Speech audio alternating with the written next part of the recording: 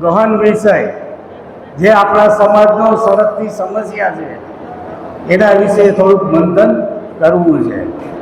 રૂપલબેન કે રશ્મિબેન, આજની સળગતી સમસ્યા કઈ?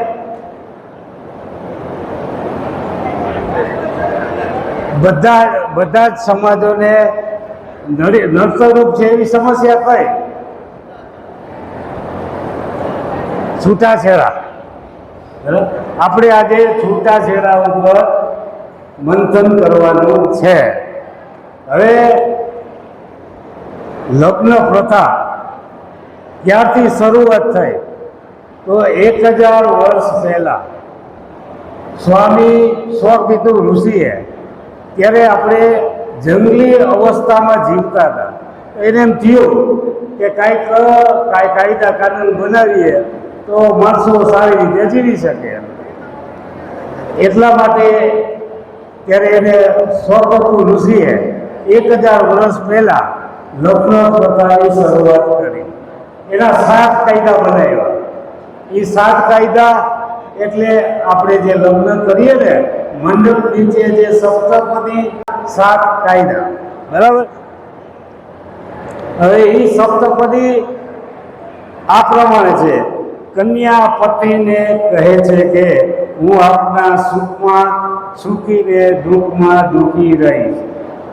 બીજું છે આપના આખા પરિવારની સેવા કરીશ.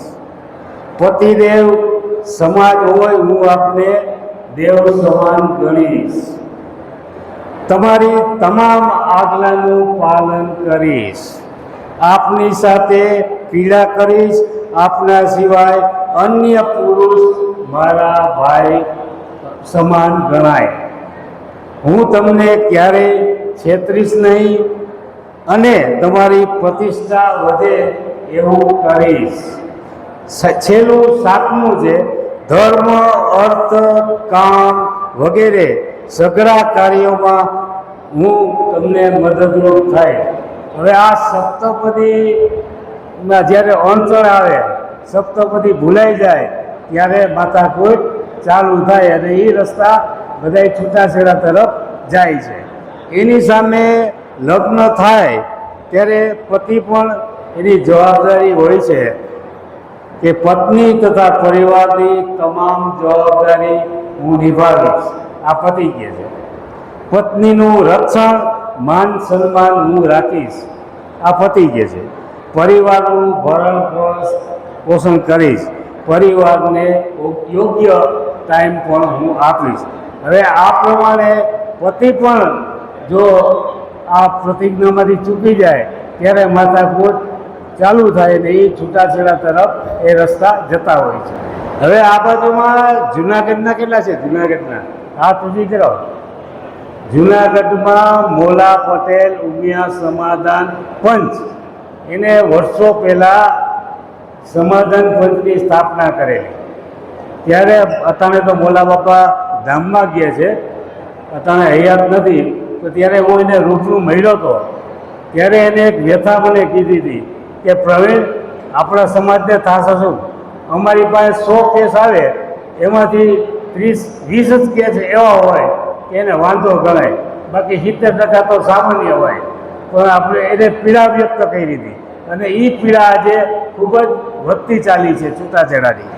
આ છૂટાછેડા ઉપર 38 દેશોમાં 22,058 લોકો પર સર્વે કરવામાં આવ્યો.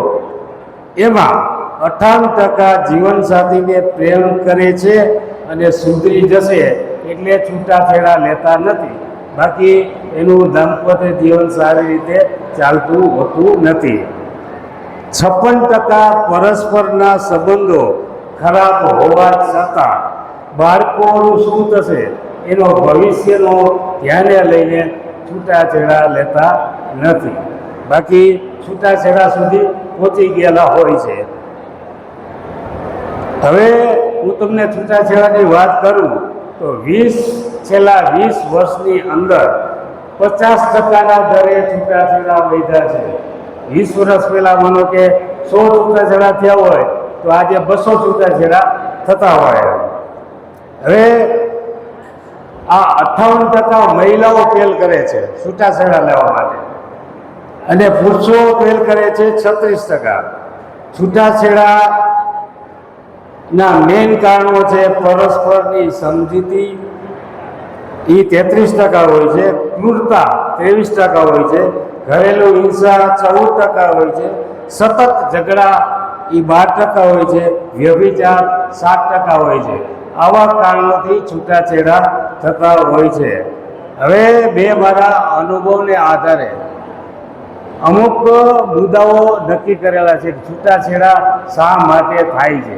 એના મુખ્ય કારણોની હું ચર્ચા કરું તો અત્યારે પહેલાં કેવું હતું કે ગુણ જોવાતા, મામાનું કુળ જોવાતું, હવે સુંદર જોઈએ, બાકી બધું ઠીક. એટલે શુદ્ધતાને પ્રાધાન્ય આપી ગુણની બાદબાકી થાય ત્યારે પણ દાંપત્ય જીવનમાં તિરાડ પડતી જોવા મળે છે. પછી હવે અપેક્ષા વધી ગઈ, પોતાને ઘરે કાંઈ ના હોય પણ દીકરીને તો આવું જ જોઈએ, એવું જ જોઈએ, એટલે અપેક્ષામાં વધારો.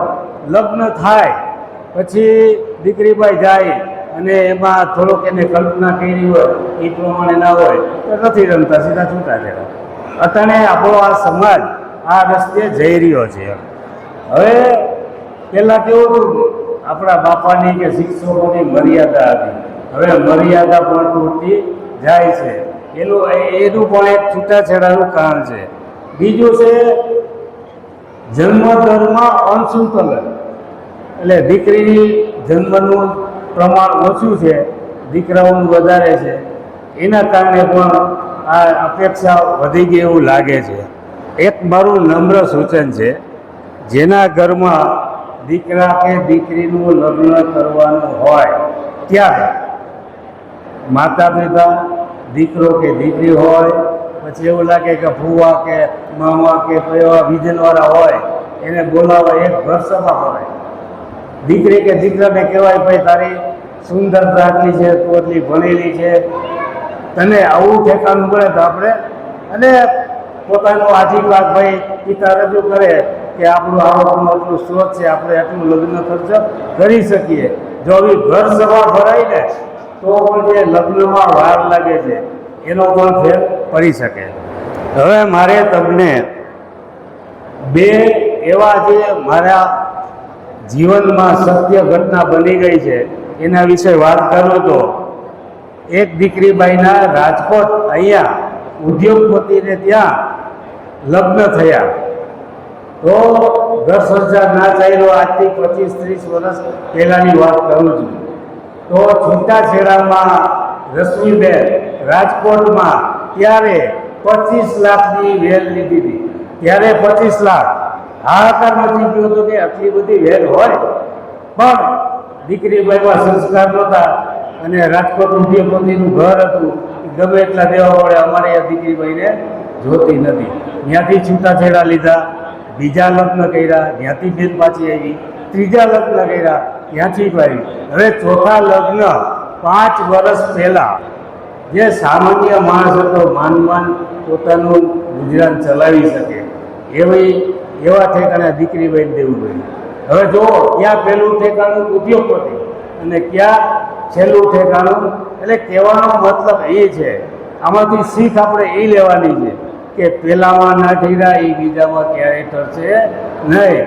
એટલે છૂટાછેડા લેતા પહેલા આ વાતનો યોગ્ય વિચાર કરવો જરૂરી છે. હવે બીજો પ્રસંગ, સત્ય ઘટના. હૈદરાબાદ હું જતો હતો રેલવેમાં, 24 કલાકની જર્ની હોય, એટલે મિત્ર મંડળ બધું ભેગું થાય, સામાજિક ચર્ચા થતી હતી.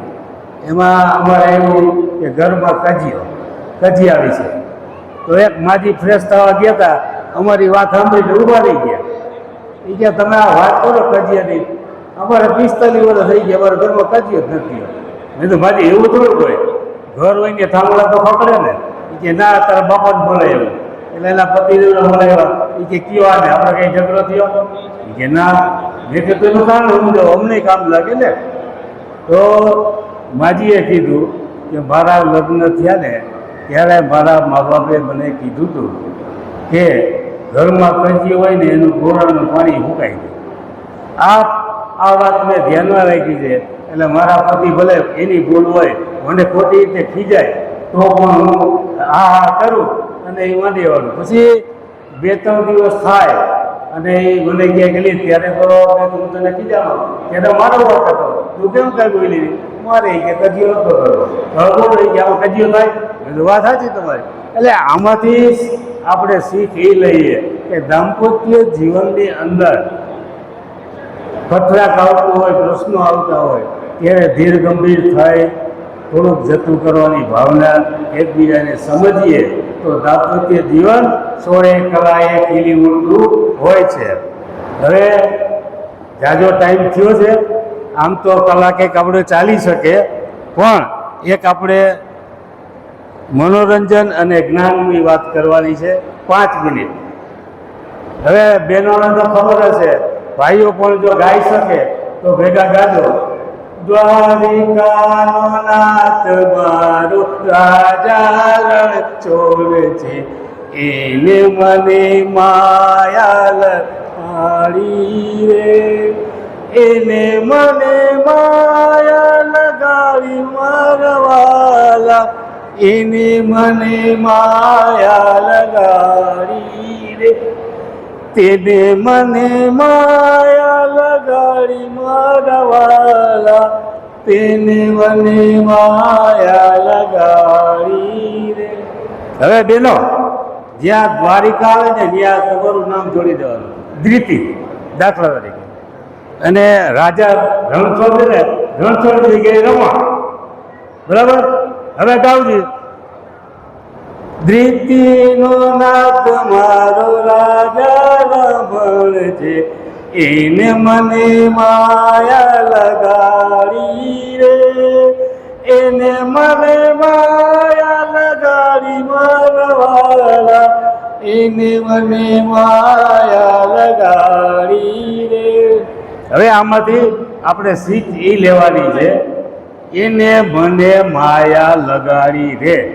જો દાંપત્ય જીવનમાં એકબીજાને માયા હોય, એકબીજા વગર રહી ન શકતા હોય, એકબીજા વગર કાંઈ થઈ શકતું ના હોય, એ દાંપત્ય જીવનમાં કોઈ દી વાંધો આવતો નથી. અસ્તુ, મને સાંભળ્યો એ બદલ ખૂબ આભાર. અંતમાં હું સમાધાન પણ પંચ ચલાવું છું. મારો 70-30નો રેશિયો છે.